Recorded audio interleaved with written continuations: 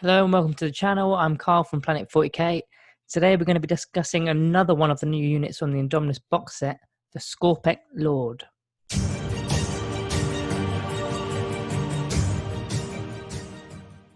So only yesterday we covered the Skorpekh Destroyers. I'll drop a link in the video description if you missed that one.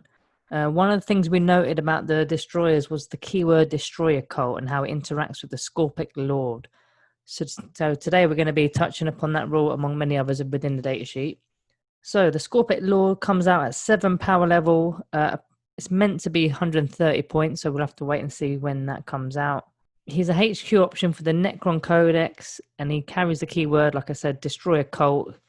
He's also a character under 10 wounds, so he can stay hidden within bodyguards, so he's not going to be getting targeted early on. So his stat line is as follows: movement 8, weapon skill 2, ballistic skill 2, strength 6, toughness 6, wound 6, attacks 4, leadership 10, and a 3-up save.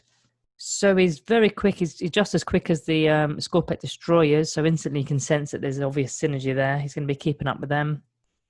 He has 4 different abilities. The first is Living Metal, which gives him the capability to gain a wound back at the start of each of his turns.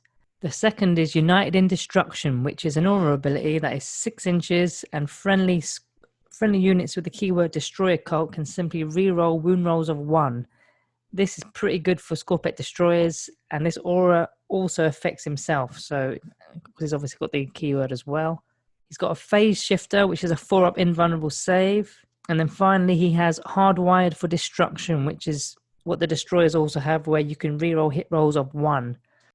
So straight away, you can see that he's going to be going into a lot of army lists, as he's rerolling ones to hit, rerolling ones to wound, and giving that buffs to other units around him. Okay, so his movement's pretty nifty, 8 inch, which is quite quick compared to the rest of the Necron army that's on foot, as these are infantry. He can be taken in a dedicated transport, which is the Night Scythe, and that will protect him while he gets across the board. But he's probably going to be going with his Destroyers behind them, I'd imagine, because he can keep up, like I said. Overall, for the movement, I'm going to be giving him a 4 out of 5. As for weapons, this particular datasheet example, he's been equipped with an Mythic Annihilator, which is an 18-inch range assault 2d3, strength 6, -1 AP, 1 damage, and blast.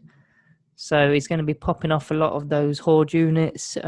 With strength 6 as well, it's pretty good because anything toughness 3 is going to be wounding on 2s and re-rolling that 1 as well. It's only 18 inch, but this guy's going to be flying up the battlefield, getting into combat anyway. So 18 inch is pretty good for his kind of range. So while we're discussing the shooting, I may as well get his rating out the way.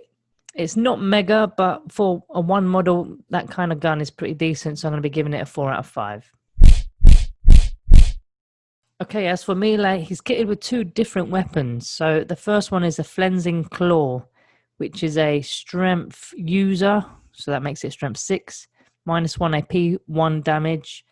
And you make 2 hit rolls instead of 1 for each attack he has. So he has 4 attacks base. So instantly you're getting 8 attacks with this weapon. So killing off things like Orc Boys, Guardsmen, Cultists, this weapon is going to be brilliant because you're, with 8 attacks, hitting on 2s, re-rolling 1s, you're going to be getting 8 hits. And then you're probably doing the same again with the wounds if they're toughness 3. If they're toughness 4, then it's going to be 3s, re-rolling the 1s. So you should be aiming to be getting sort of 7 wounds out. And then with that -1 AP, that they probably ain't going to be getting many saves. So that's 7 deaths basically. The Hyperphase Harvester, bit of a beast. So strength 8, -4 AP, 3 damage. Okay, so it is -1 to hit with this weapon. So your weapon skill 2 does become a 3, but don't forget you are re-rolling 1s. This is definitely going to be your weapon choice if you're going to be fighting other characters, vehicles, or monsters. You can expect 3 out of 4 of these hits to be hitting, and with that strength 8, 8 is that magic number again where it doubles toughness 4, so you're only wounding on 2s. Again, you're re-rolling that 1. Or it also betters off toughness 7 vehicles, so you're only wounding on 3s as opposed to wounding on 4s. And then that -4 AP doesn't leave much standing unless they've got an invuln. And then 3 damage a pop as well. So it's going to be causing a lot of damage. I think because he's got 2 weapons, it makes him so versatile. He's got a toughness 6 as well with a 4-up invuln. I've got to score him high right off the bat there. I would say a 4, but these extra buffs to himself, he deserves higher. So got to be a 5.